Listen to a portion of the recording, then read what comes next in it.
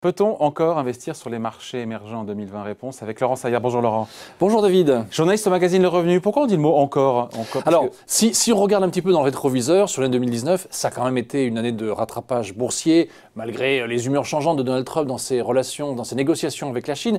Mais les marchés émergents, eux aussi, en 2019, ils ont fait une part de rattrapage. Alors, si on compare les grands ordres de grandeur, on voit qu'ils sont allés en gros, enfin ils ont progressé à peu près 2 fois moins vite que les meilleurs résultats des grands indices des pays développés. Super, l'ordre de grandeur, tout ça pour ça? Alors, l'ordre de grandeur, oui mais enfin c'est quand même aux alentours de 16% si on prend un indice global. Si vous prenez les 26 pays émergents, vous prenez 1400 sociétés cotées, ça s'appelle le MSCI Emerging Markets, c'est un grand indice qui est suivi là-dessus. Cet indice, l'ordre de grandeur, en gros c'est un peu plus de 16% sur l'année 2019.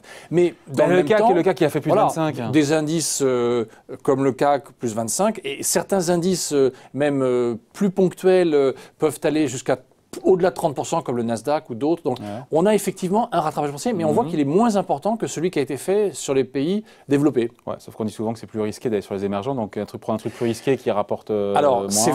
C'est vrai, mais en même temps on peut se dire que l'environnement il reste favorable, on va dire, au marché émergent. Certes, une partie du rattrapage a été fait, mais dans la mesure où... Donc on n'espère pas une poursuite du rattrapage alors? Je pense qu'on peut quand même miser sur, disons, une poursuite de la hausse, dans la mesure où l'environnement est à un accord au moins de phase 1. Peut-être qu'il y aura d'autres accords. Bien sûr, il peut y avoir des allers-retours, des retours en arrière. On l'a vu avec Trump, hein, ça peut arriver. Mais globalement, l'environnement est plus favorable, aussi bien sur les droits de douane, sur les achats de produits agricoles, sur un certain nombre sur la propriété intellectuelle, sur un certain nombre de sujets qui nourrissaient les tensions entre la Chine et les États-Unis. On peut imaginer qu'il y a un progrès. Donc, ça peut être un déclencheur qui redynamise un petit peu les échanges internationaux. Oui, mais avec encore cette idée de sous-performance par rapport aux grands indices boursiers mondiaux? Oui, parce qu'en fait, il y a un critère qui est très important. Et là, on se dit qu'il y a l'intérêt de diversifier. Il y a un critère qui est très important pour les marchés émergents, c'est le dollar. Et c'est vrai qu'il faut un dollar plutôt faible pour que les marchés émergents surperforment.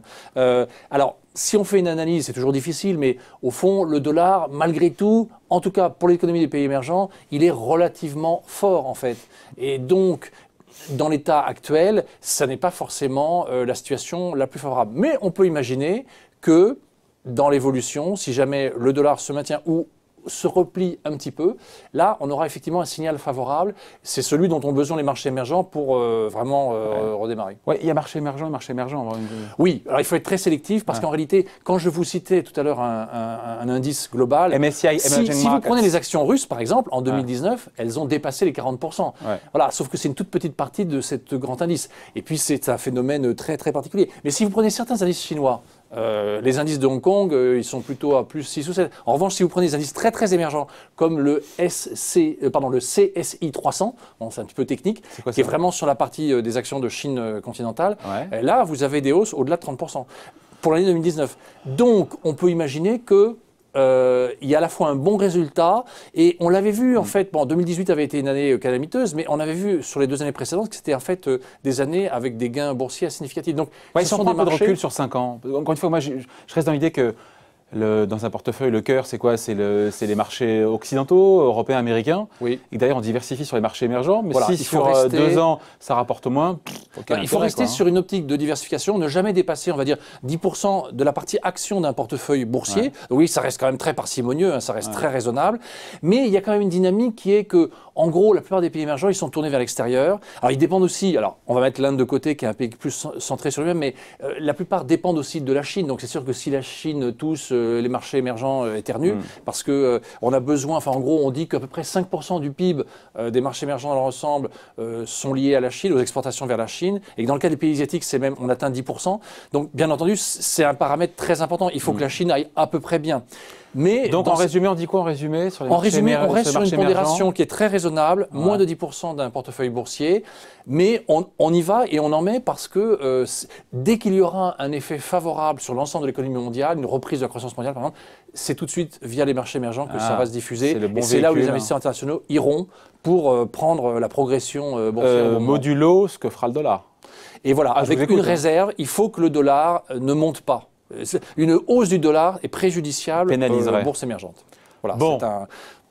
Donc préférence pour un portefeuille diversifié, mutualisé. Alors nous, on n'est pas trop pour les risques pays. On peut le faire, les paris sur des pays avec des trackers pays. Nous, on préfère des portefeuilles diversifiés. On joue le grand indice des marchés émergents en ETF, ou des portefeuilles, des fonds spécialisés qui investissent partout. Le Brésil est un peu en panne, il va rebondir. Il y a des ETF sur le MSCI Emerging Markets? Alors, il y a aussi des ETF. Lyxor, par exemple, fait un ETF Lyxor MSCI Emerging Markets qui est en plus éligible au PEA. C'est l'un de ceux qu'on utilise ou qu'on recommande le plus.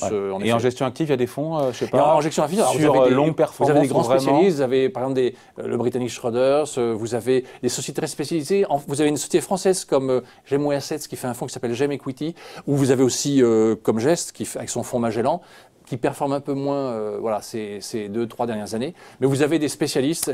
On en met un peu en portefeuille parce qu'effectivement, en cas de reprise de la croissance mondiale, effectivement, ce sont les émergents qui en profiteront en premier. C'est ça l'idée. Tout à fait, c'est ça. Voilà qui est clair. Merci pour ces conseils signés. Laurent Saillard, journaliste au magazine Le Revenu. Merci Laurent. Merci David.